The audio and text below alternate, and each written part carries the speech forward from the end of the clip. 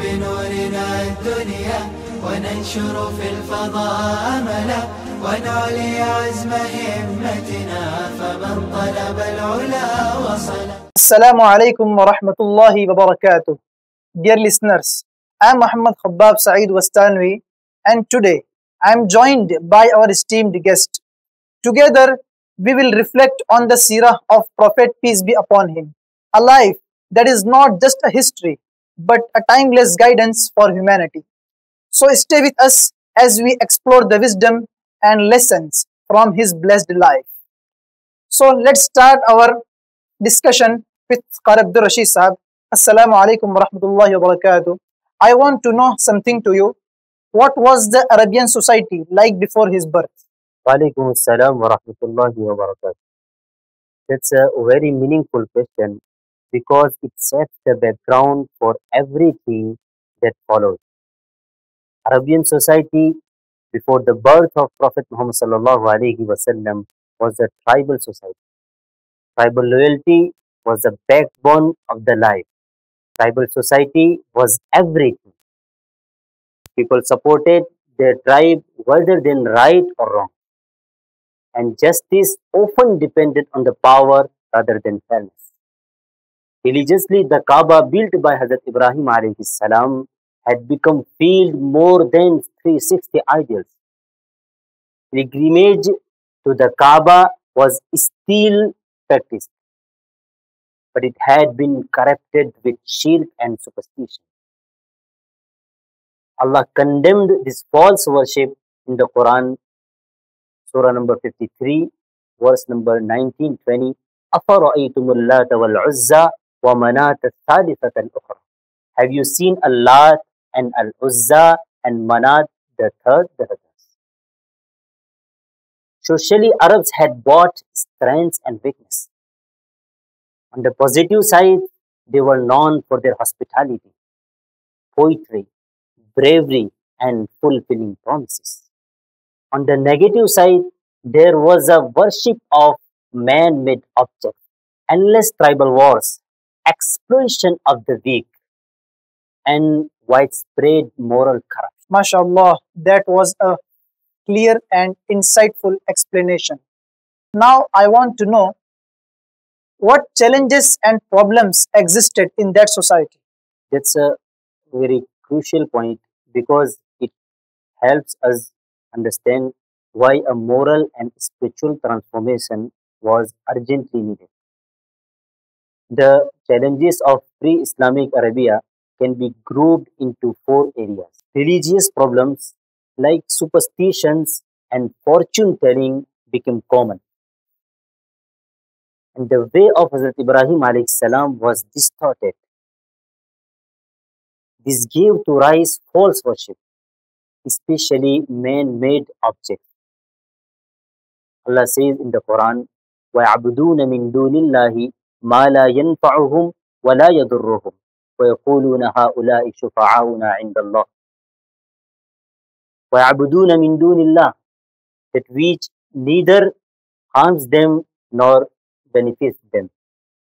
وَيَقُولُونَ هَؤُلَاءِ, and they say, شُفَعَاؤُنَا عِنْدَ اللَّهِ, these are our intercessors with Allah. If we talk about social problems, in that society, orphans and slaves had no rights. Tribes were locked in endless wars, and women were denied inheritance, and baby girls were buried alive. Allah condemned this evil in the Quran, Surah number 81, verse number 8-9. وَإِذَا الْمَوْءُودَةُ سُئِلَتْ بِأَيِّ ذَنْبٍ قُتِلَتْ. And when the girl who was buried alive is asked, what was the sin she was killed? Next is economic problems, widespread dishonesty in trade, while the gap between rich and poor kept increasing. People exploited through riba, interest. Allah revealed in the Quran, وَأَحَلَّ اللَّهُ الْبَيْعَ وَحَرَّمَ الرِّبَى. Allah has permitted trade and has forbidden riba, interest. Surah number 2, verse number 275. Last is moral problems, widespread gambling, immorality, and drinking. The Prophet sallallahu alaihi wasallam said, "La tashrabil khamr fa innaha miftahu kulli shar." Don't drink alcohol; it is the key to all evil. MashaAllah, outstanding explanation by you. You explained it beautifully. After listening to you, I came to know that how much illiteracy there was. They had no literacy, no civilization, and no perfect religion. And I'm sure that our listeners gained a deeper understanding from this. Now I want to know that why was his coming significant even for non-Arabs? That's a fascinating question because it shows us how the mission of Prophet Muhammad sallallahu alaihi wasallam, it was a gift for all of mankind. Let's look at the global picture. In the Roman Empire, Christianity had been changed with innovations and was mixed with political corruption and social inequality. There was no real justice. Slavery was the part of daily life. In the Persian Empire, religion had turned into fire worship. The rulers enjoyed a luxurious life while ordinary people suffered heavy taxes and oppression. In India and China, in India, the caste system divided people in superior and inferior classes. In China, Buddhism had lost much of its original depth and had turned into rituals. The world was in desperate need of universal message of justice and mercy. Allah says in the Quran, Surah number 21, verse number 107, وَمَا أَرْسَلْنَاكَ إِلَّا رَحْمَةً لِلْعَالَمِينَ. And we have not sent you, O Muhammad, except as a mercy to the world. The Prophet sallallahu alaihi wasallam said himself, إِنَّمَا بُعِثْتُ لِأُتَمِّمَ مَكَارِمَ الْأَخْلَاقِ. I was only sent to good, perfect character. MashaAllah, that was truly enlightening. May Allah reward you for sharing this wisdom.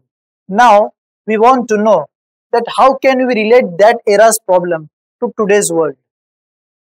When we compared pre-Islamic Arabia with our modern world, the similarities are striking.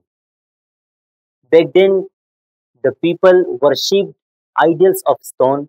Today, many worship money, fame, and power as their modern idols. Tribalism then, nationalism, racism now. Humanity is still divided by blood, race, and border. Slavery then, exploitation now. Through human trafficking, unjust labor system, and corporate greed. Immorality then, and today we face global challenges like drugs, pornography, and collapse of family values. Allah reminds us, إِنَّ اللَّهَ لَا يُغَيِّرُ مَا بِقَوْمٍ حَتَّى يُغَيِّرُ مَا بِأَنفُسِهِمْ. Indeed, Allah will not change the condition of people until they change what is in themselves. Surah number 13, verse number 11. This shows us that the seerah is not just ancient history, it is a timeless guide for individuals and societies. MashaAllah, you connected it so well. And this is really beneficial for all of us. Alhamdulillah. Today, we covered some important questions with Qari Abdul Rasheed Sahab on the seerah. And the entire discussion has been inspiring, interesting, and thought-provoking. But there are still many more questions left to explore. Inshallah, we will continue this journey in our next episode with more questions and reflections. Until then, may Allah guide us through the light of the seerah. Assalamu alaikum wa rahmatullahi wa barakatuh.